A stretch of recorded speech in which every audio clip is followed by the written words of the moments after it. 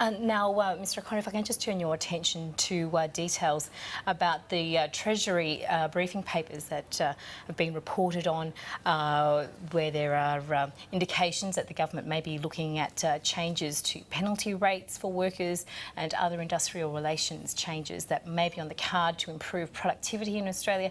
Can Australia, in fact, look at improving its productivity without making these kinds of changes?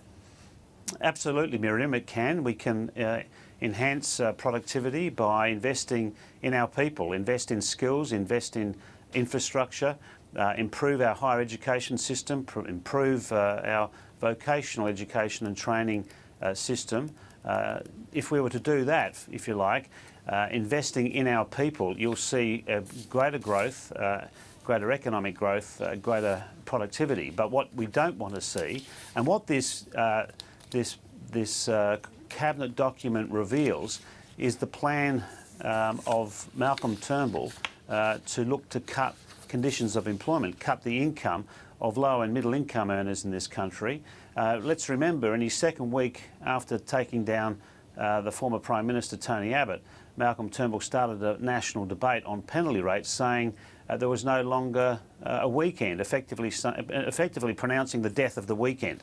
Well, we're concerned that they're taking the wrong path, the low path, the race to the bottom, and it's not something that Labor will support. Well, you've said in the past that significant employment opportunities are not being created at the moment. How then do you do that? Do you need to give employers the flexibility to employ people? But that would come, as you say, at a cost that you'd have to change those penalty rates. Andrew, that's always been a misnomer. The idea that you cut conditions of employment of low and middle income earners to increase employment opportunities has always been economically unsound, apart from being socially unfair. The fact is, the best way to improve employment opportunities is to grow the economy, to have a jobs plan, to partner industry, not to turn your back on the car industry, the shipbuilding industry, whether you're going to build submarines here, not to turn your back on those ideas, not to, of course, be too slow to respond to the needs of the emerging changes in our labour market.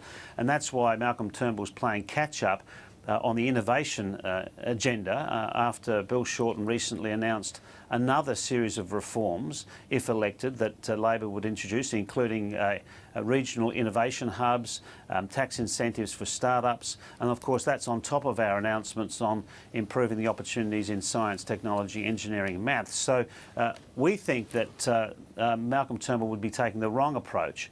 And he certainly should not be looking to cut penalty rates and cutting conditions, because cutting penalty rates is actually making it harder for people to pay the bills, the rent, the mortgage, petrol, school fees, school uniforms, and those essentials. And it's not going to lead to economic growth. In fact, it will constrain economic growth, which will have an adverse impact on employment.